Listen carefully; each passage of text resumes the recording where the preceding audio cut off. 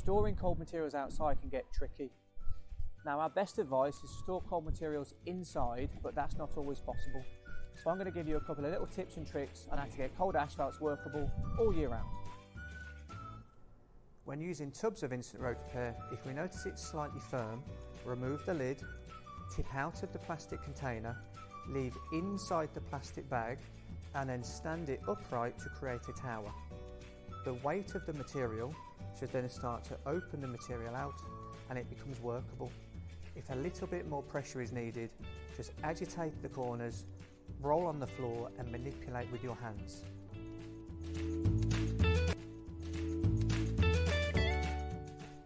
If we get to site and recognise that the material is slightly firm, one thing we can do is manipulate the bag just by picking it up on its side, agitating the corners, roll the bag over and just agitate again, just to help fluff up the material within the bag, making it usable straight away.